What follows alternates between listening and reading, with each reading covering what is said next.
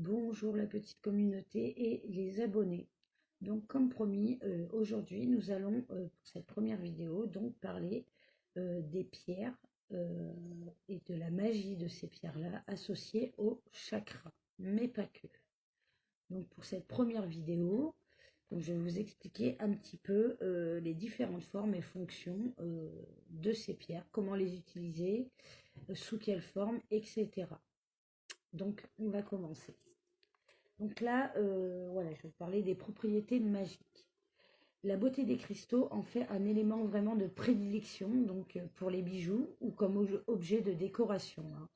Leur caractère unique les investit d'un pouvoir magique, donc celui de protéger, d'embellir et de renforcer. Celui de protéger, depuis des millénaires, ils ont été utilisés sous forme d'amulettes pour éloigner le mal, de talismans pour encourager la vertu, de gardien magique de la guérison et d'outils d'interprétation dans le monde spirituel. Alors leur attrait transcende les époques et les lieux. Certaines personnes possèdent leur pierre de naissance, hein. D'autres recherchent les pierres favorisant l'amour, la richesse, etc. Face à la pléthore de pierres provenant du monde entier, chacun apprécie les cristaux pour des raisons qui lui sont propres. Voilà, on a tous des raisons différentes d'aimer les pierres. Il y en a, ça va être pour la guérison. Il y en a d'autres, voilà, ça va être comme un talisman. Il y en a d'autres, c'est pour la protection. Il y en a d'autres, ça va être tout simplement, voilà, parce que comme objet de décoration, parce qu'ils trouvent ça joli. Voilà, on a vraiment différentes façons, voilà, d'apprécier les cristaux, hein. Par leur chaleur, leur subtilité ou leur éclat, voilà, comme je vous le disais. Alors, les pierres ont une énergie vraiment très positive en règle générale. On trouve de plus en plus de cristaux dans les bureaux, les habitations. La contemplation de leur complexité et de leur couleur magnifique favorise la relaxation de l'esprit. L'énergie positive que les pierres transmettent est un atout pour l'observateur et son environnement. Les cristaux peuvent être placés chez soi selon le feng shui, l'art traditionnel chinois de l'agencement des objets. Les Chinois pensent qu'ils apportent ordre et clarté.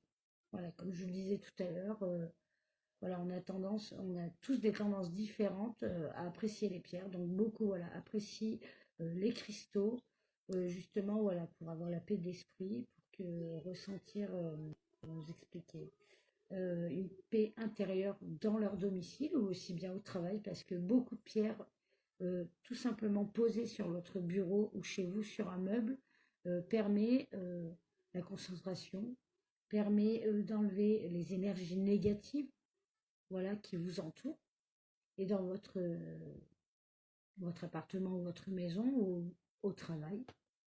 Voilà. Certaines pierres, voilà, aident vraiment à la concentration et apaisent. Donc beaucoup ont tendance, voilà, à les ramener au travail aussi bien qu'à la maison. Alors, tac. Alors, il y a une autre façon aussi d'utiliser les pierres, ce qu'on appelle le paradigme de la guérison spirituelle, hein. Les cristaux et les gemmes servent depuis longtemps à la guérison. La pratique moderne, excusez-moi, en fait deux usages en lien avec des traditions ancestrales du monde entier, hein. La première méthode est désignée justement par le paradigme de la guérison spirituelle. Voilà. Les cristaux, notamment les pierres de quartz clair, sont utilisés pour canaliser justement les énergies et diriger et amplifier l'énergie du guérisseur ou des domaines spirituels dans lesquels il œuvre.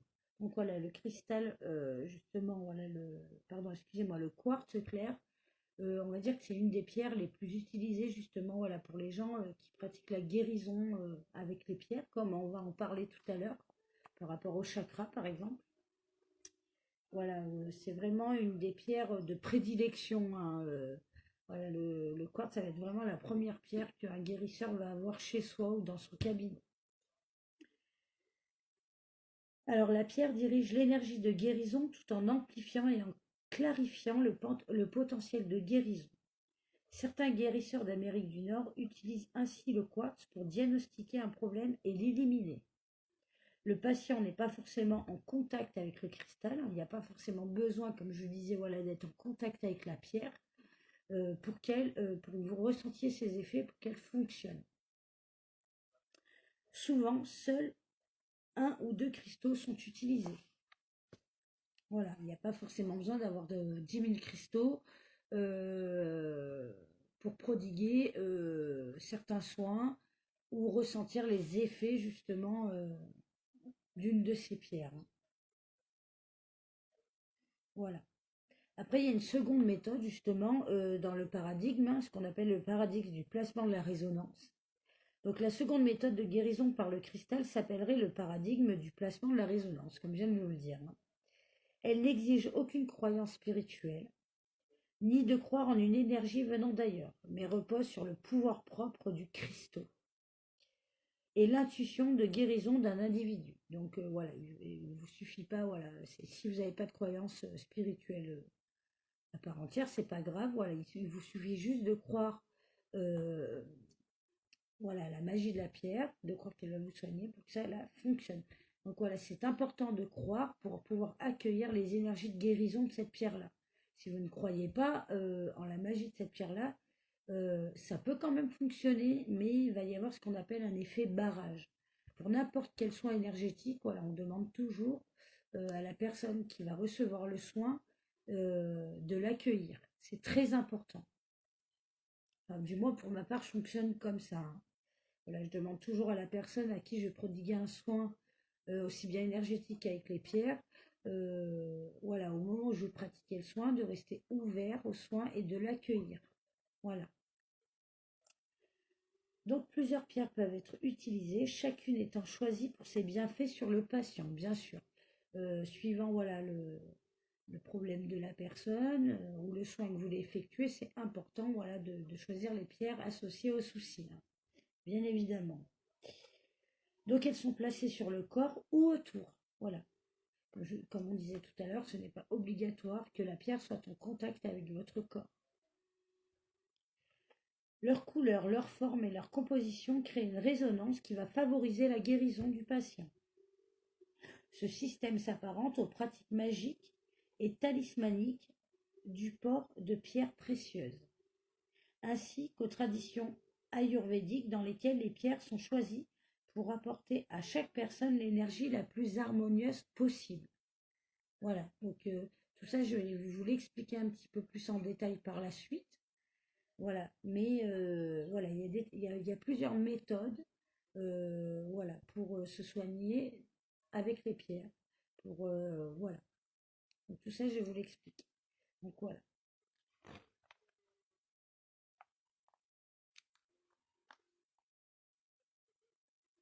Alors, tac. Déjà, comment on va choisir ces pierres? Alors déjà, il faut comprendre qu'il y a plusieurs formes de pierres. Donc vous pouvez les retrouver brutes, vous pouvez les retrouver roulées, polies. Voilà, donc déjà il y a trois. Roulées, polies et brutes. Voilà, donc déjà trois façons de trouver vos pierres. Voilà. Donc chaque pierre, sous ses formes différentes, va servir à des travails différents. Voilà. Tout dépend de l'utilisation que vous voulez en faire, hein, bien sûr. Si c'est justement voilà, pour travailler les chakras ou méditer, on va vous conseiller des pierres brutes. Par contre, bah, voilà, si c'est plus pour les placer à l'intérieur de votre foyer, pour une fonction, on va dire, décorative, on va vous conseiller des pierres qui seront un peu plus travaillées, un peu plus taillées, parce que visuellement, c'est beaucoup plus joli. Mais pas que. On peut aussi vous conseiller voilà, des pierres travaillées aussi. Voilà, pour certains soins, c'est spécifique ou pour des méthodes de travail un peu plus spécifiques. Donc, on va voir tout ça. Là. Je vais vous expliquer un petit peu tout ça. Donc, voilà. Donc, la médecine donc, par les pierres, c'est en règle générale, on appelle ça la lithothérapie. Hein. Donc, je vais vous expliquer un petit peu ce que c'est que la lithothérapie. Alors, la lithothérapie, c'est une médecine par les pierres qui se base sur l'effet des vibrations rocheuses sur notre organisme. Voilà. En plaçant la pierre qui convient au niveau d'un ou plusieurs chakras, la lithothérapie pardon, va permettre de dénouer certaines tensions qui peuvent être aussi bien physiques que psychiques. Portée sur soi en pendentif, la pierre agira toute la journée comme un régulateur d'énergie, équilibrant notre chi vital et soulageant les organes auxquels la pierre va être associée. Les spécialistes en la matière certifient justement qu'elle ne peut pas, comme toutes les médecines naturelles, avoir d'effets secondaires. Voilà, vous pouvez avoir des petits effets désagréables, mais voilà, pas d'effets secondaires comme avec la médecine traditionnelle, hein. Voilà. Elle est recommandée aussi bien aux adultes qu'aux enfants, hein, pour vous dire que voilà, il y a pas de gros risque d'avoir des effets secondaires de ouf. Voilà, voilà, c'est vraiment recommandé à tous, aussi bien aux personnes âgées qu'aux adultes, qu'aux enfants, même qu'aux nourrissons, hein. Voilà. Alors après, bien sûr, il y a des pierres qui vont être plus ou moins fortes, etc. Tout ça, vous le verrez plus tard. Donc, il faut faire quand même attention, bien sûr, hein. Mais n'oublions pas qu'elle nous dispense en aucun cas d'un rendez-vous chez le médecin, hein, bien sûr, en cas de maux importants et persistants. Voilà, la lithothérapie, c'est un petit peu comme les méthodes voilà, pour soigner avec les huiles essentielles et les plantes, c'est préventif, hein, on va dire, voilà. Préventif ou pour les maux que vous pouvez avoir, voilà, qui sont pas super graves. Bien sûr on va pas vous dire, ouais, ouais, on va vous soigner le cancer avec pierre, hein. Non, là, faut aller à l'hôpital voir des médecins. Faut être réaliste, hein. Voilà, c'est des méthodes dites non traditionnelles qui fonctionnent bien sûr, mais voilà, faut quand même aller voir le médecin pour des maux importants. Ça, je le précise bien, ça remplace pas la médecine traditionnelle. Si quelqu'un vous dit le contraire, ou qui peut vous soigner des maladies vraiment très très graves par ces méthodes-là, dites-vous bien que c'est un charlatan, hein. Donc voilà, la lithothérapie fait partie des médecines dites parallèles. Donc comme je le disais, voilà, elle soigne au travers des pierres, même si ses effets n'ont jamais été admis scientifiquement, malheureusement. Pourtant, justement, les scientifiques sont nombreux à vanter ses mérites et l'utilisation des pierres combinée avec la science des chakras permettrait justement d'enrayer d'importants blocages et bien d'autres choses, hein.